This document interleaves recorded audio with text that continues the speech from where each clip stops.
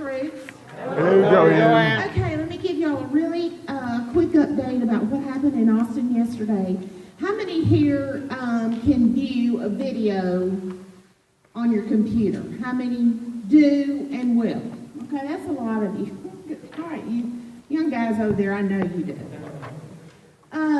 Okay, we've got video from yesterday.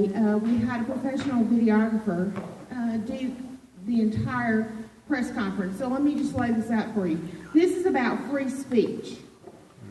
You know, the IRS is trying to enact rules that will shut up conservatives. You got that? Well, last session there was a Senate Bill 346 that would have done the same thing on the state level. And it passed. But Governor Perry vetoed it. See, I can't agree with Governor Perry sometimes. But anyway, he vetoed it. So now, the legislature, some of the political ruling class in both parties, I want you to understand it's both parties, want to enact the bill through the Texas Ethics Commission and just go around the veto. And they intend to do that. There was a hearing yesterday of the State Affairs Committee. Byron Cook, who chairs it. Byron Cook, Joe Straus's right-hand man, one of the few he's got left, chairs that committee, the one who stopped voter ID until we just kept on and on and on, and it became a political landmine for them. The same man who bottled up all of the conservative bills that would address the high cost of illegal immigration, both fiscally and security-wise. Bottle those up. Okay, so he's an obstructionist. And if Byron Cook was sitting right there, I'd be saying it to his face. Yesterday, we wanted to have a news conference in the People's House, in the state capitol. We tried. Do you know that Texas Public Policy Foundation, not some small group, Texas Public Policy Foundation, Empower Texans, Texas Right to Life, Grassroots America, We the People, Texas Homeschool Coalition, Texas Eagle Forum, and then some First Amendment defenders from Washington and Project Veritas were all there in Austin to talk about this.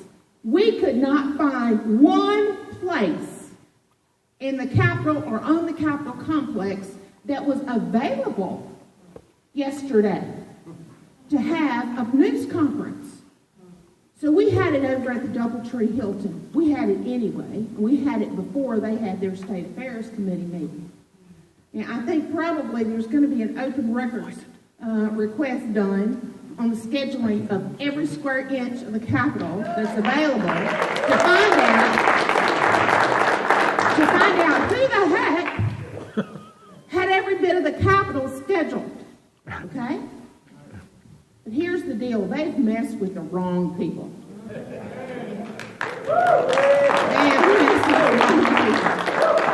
So we had a news conference yesterday, and there are at least 2 great full-length videos of that's going to be out everywhere.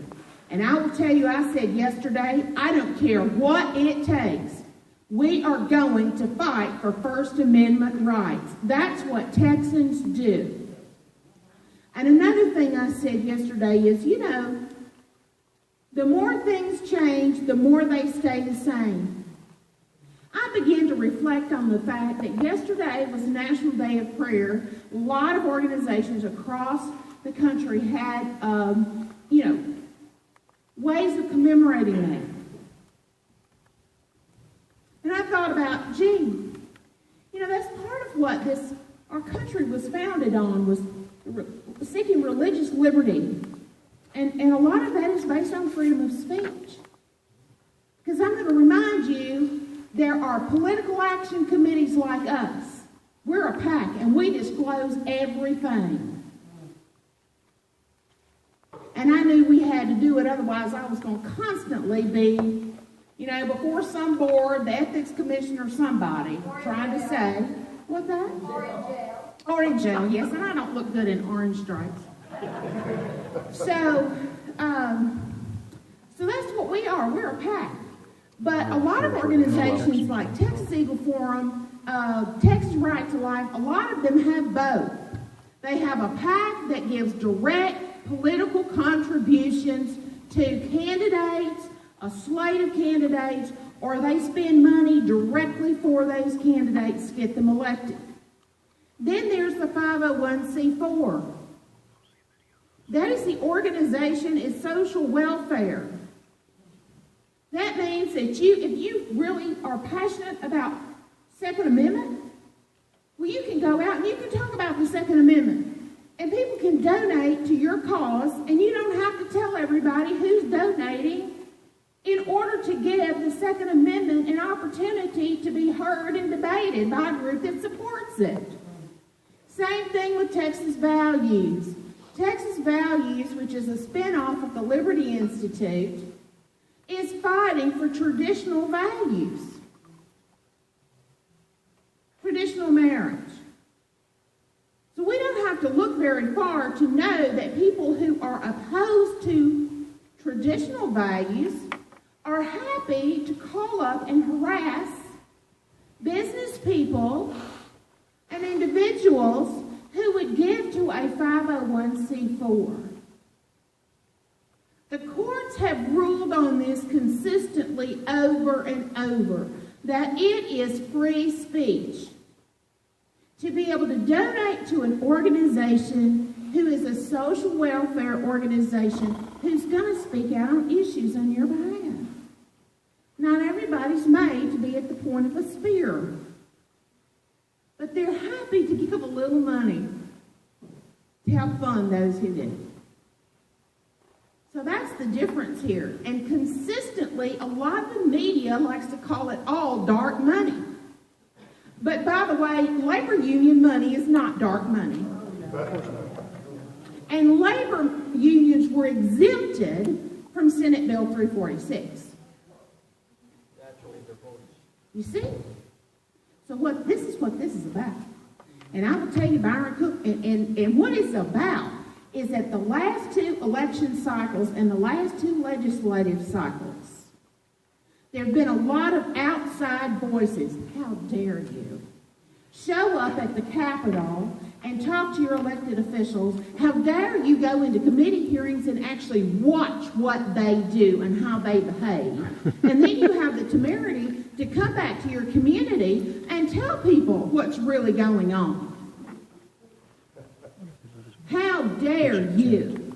That's what this is about. They don't want to hear what we got to say. They don't want, and they, hey, we've had a lot of good success and are going to have some more in the runoff election to retire some of these skunks. And I did say skunk. They need to be retired. They're big government liberals on both sides. They will spend every dime of your money they've got that you'll give them, that they can take from you, to build nothing but big government for them and their cronies. And it's time it stopped, and that's why we go down there. So I'll tell you, it's a fight that we didn't choose, but now that they put it before us, there won't be any backing down on this. There won't be any backing down. So, anyway, just on that, nice genteel note there. I hope you guys have a great weekend. Please stay tuned because we're going to be doing some things for our candidates. We want to have some folks to work the early voting locations for the Republican primary and runoff. That means maybe having a table, a couple chairs there, of course, outside the legal boundaries so that you don't, you're not making anybody nervous by standing too close to the polls. But you do have free speech rights there to hand out literature.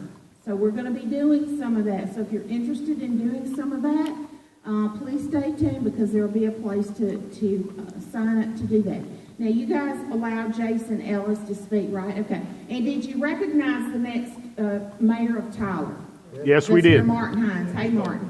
Okay, so since y'all have done everything else, I love you. God bless you. Pray for our efforts, please, Rick. See this guy back here with the bucket? Good for you. Listen, we've got to pay for this place, so for everybody's here, if you go out, throw a couple of dollars in there, would you please, so we can pay the rent. And speaking of Point of the Spear, some people reside at the Point of the Spear, and our executive director is one of those. Wouldn't you?